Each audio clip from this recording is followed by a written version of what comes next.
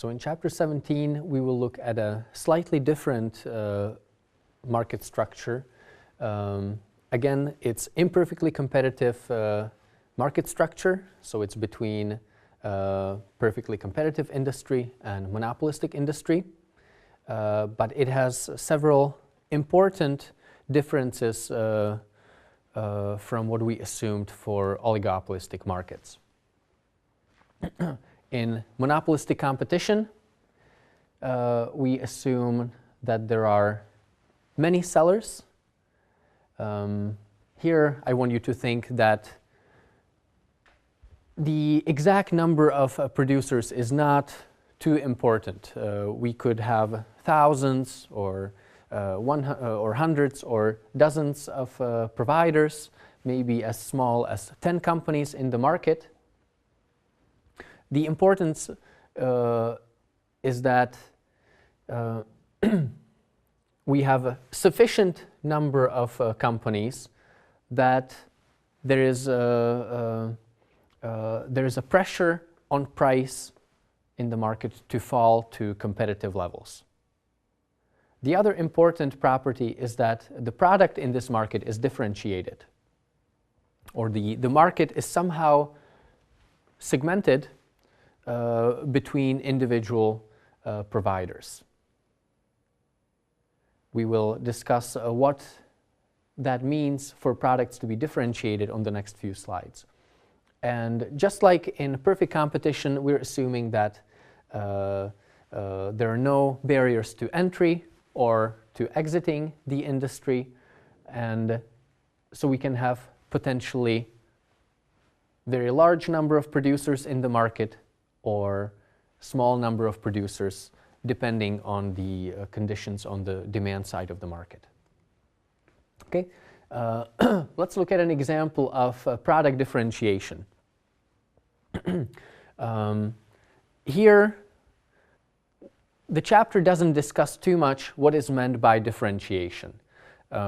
We could think that there is some market attribute which differs across individual companies, such as, suppose we're talking about a restaurant industry, and we could have completely non-spicy options all the way to completely spicy options for food.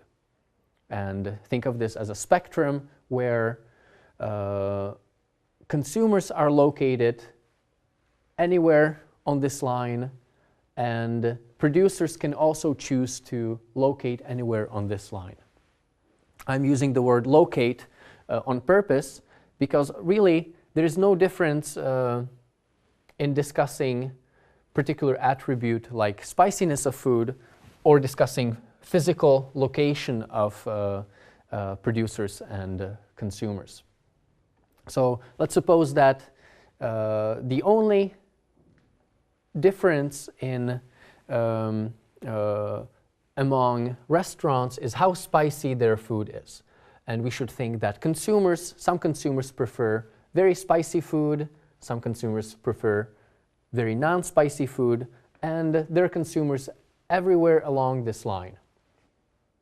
And when a company is choosing how spicy its food should be, it's considering where all these individual consumers are located. So suppose that company 1 produces a pretty spicy food, and company 2 produces a relatively non-spicy food. Here you should think that, notice that for some consumers, this level of spiciness is just perfect. We can think that consumer whose preference for spiciness is similar to the spiciness of the restaurant, this consumer will be a loyal consumer who will choose to buy this food even if this company charges a little bit higher price than other companies.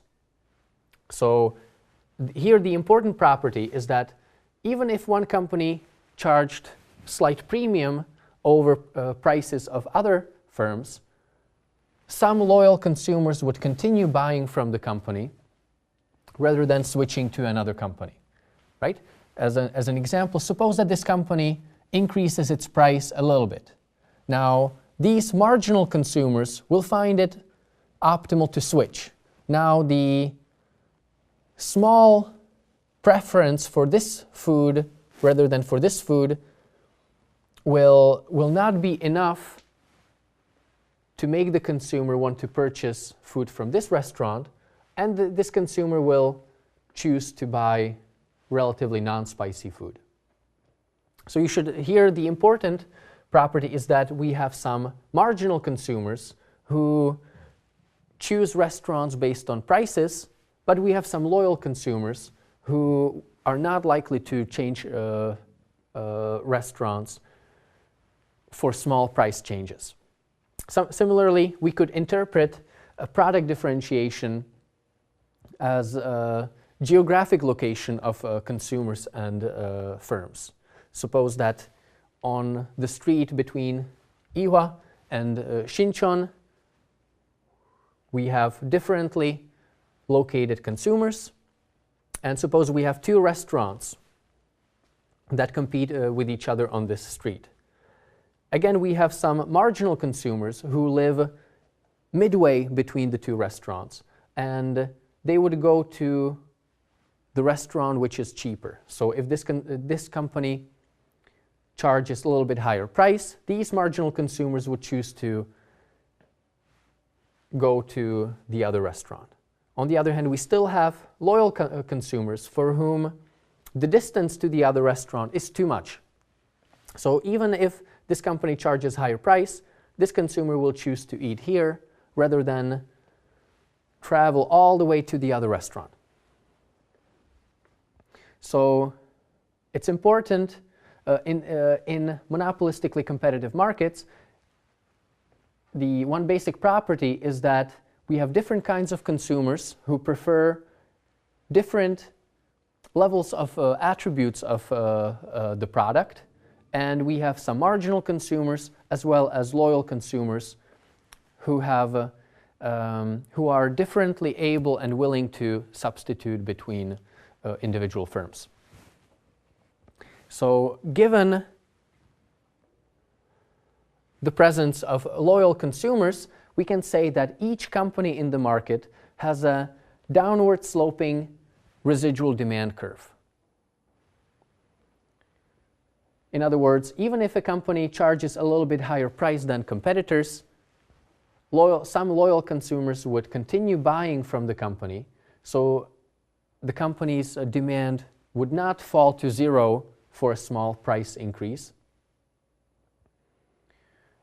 And similarly, by decreasing its price, the company cannot hope to capture the entire market. So the competition between individual companies is limited.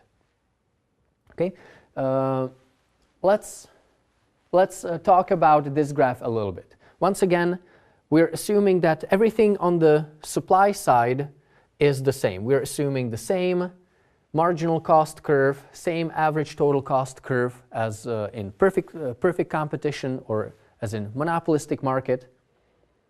The only difference is on the demand side.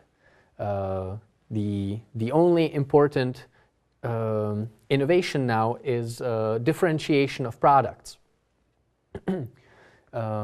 So compared to perfectly competitive industry, we have this downward sloping residual demand curve. And we can say that on its market segment, each company can act as a monopolist. So when companies is facing this residual demand curve, it can choose its profit maximizing output level by equating marginal revenue from serving consumers with a marginal cost of production. Okay, and we would say that as long as this residual demand curve is high enough, the price faced by monopolistic competitive firms will be greater than average total cost of production, and so each company in the market can make positive profit. If each company's residual demand curve was lower, such as in this situation,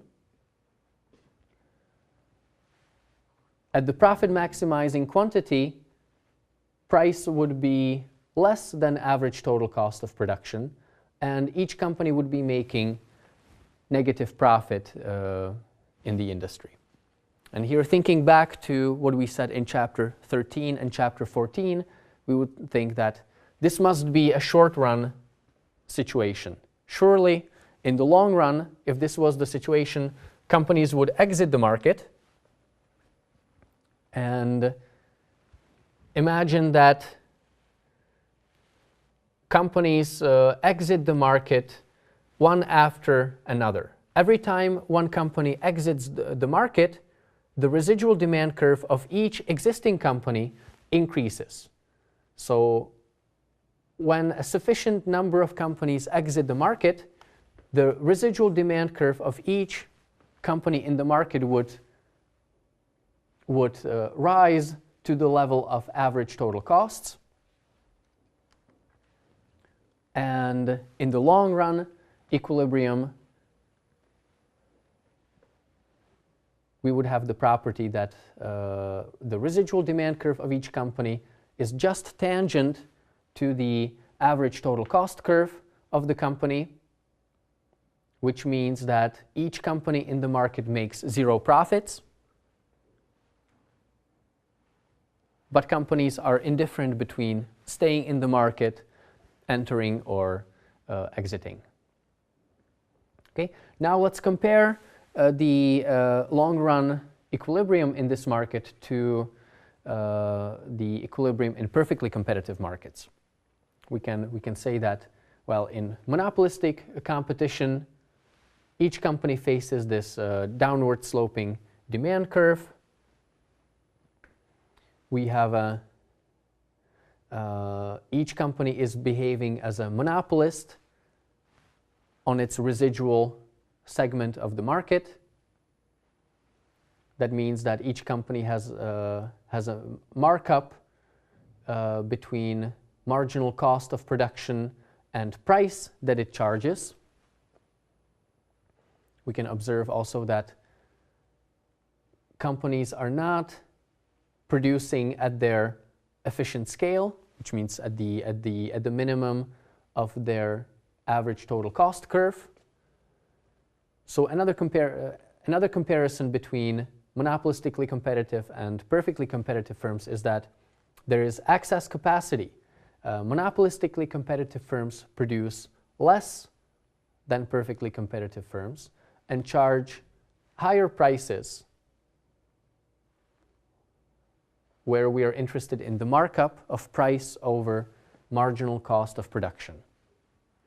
Finally, we might think that if monopolistically competitive firms have to advertise their product to invite customers, and if there are some variable costs due to advertising, another inefficiency from monopolistically competitive markets could be that these cost curves are inflated over the costs that perfectly competitive firms would face. So if there are some variable costs of advertising, maybe perfectly competitive cost curves would be strictly lower than these marginal cost and average total cost curves. So these are the three differences between perfectly competitive and monopolistically competitive industries. We could say that because of excess capacity, deadweight losses result in the market. We might call this the allocative inefficiency from monopolistic competition, because some units of output that should be produced, that would be efficient to produce, are not being produced in this industry. We can also say that there could be technical or cost inefficiencies, because monopolistically competitive firms might might face higher costs than perfectly competitive firms. Okay. We can summarize that monopolistic competition doesn't have all the nice properties of perfectly competitive markets. We get the same kind of deadweight loss that we get with any market power. So just like in monopolistic and oligopolistic markets, we discussed deadweight losses, we get the same inefficiency in monopolistic competition.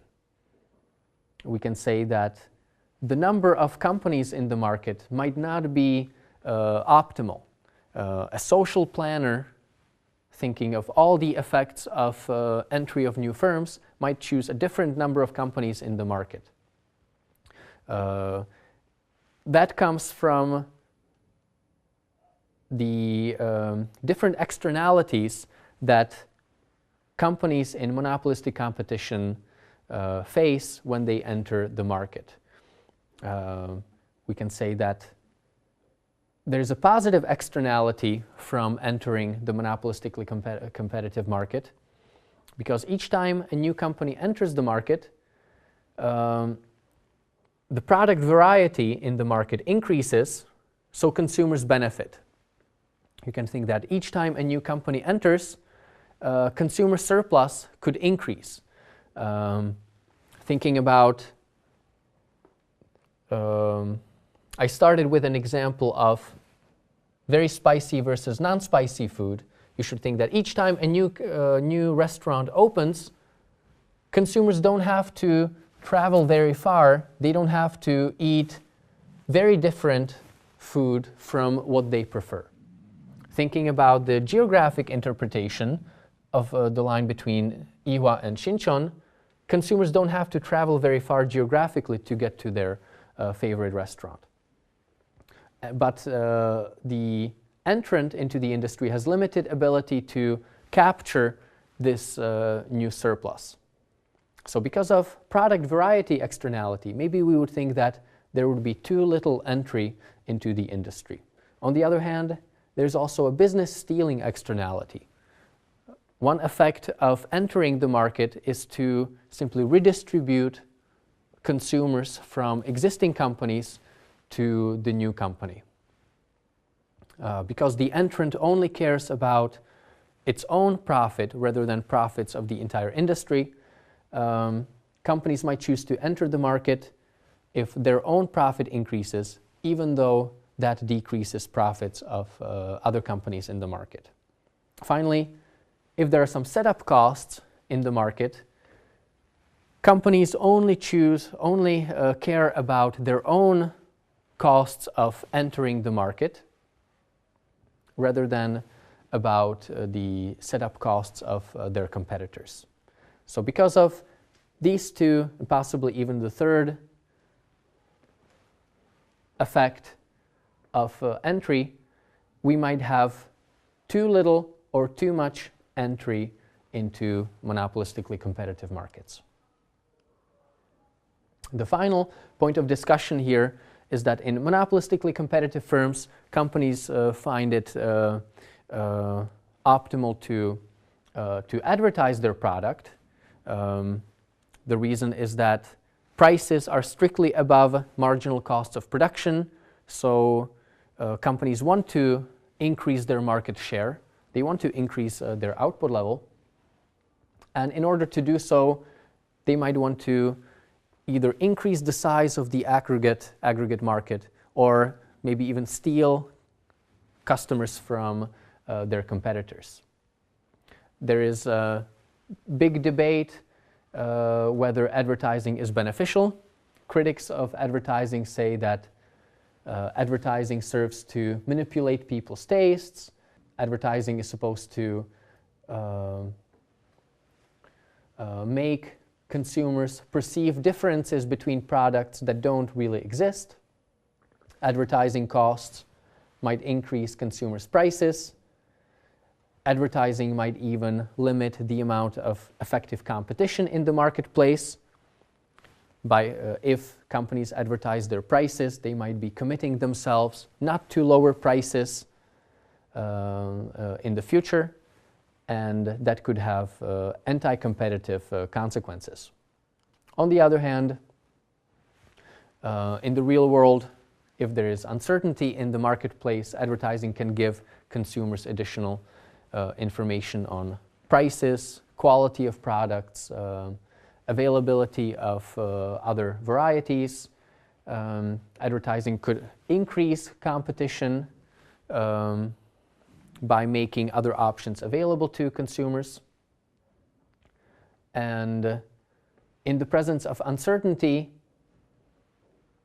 advertising could serve as a signal from companies that their product is of superior quality, that the company is in the market for the long run, and the company is planning to make repeat purchases in the future. And so the true quality of the product can be revealed to consumers through advertising.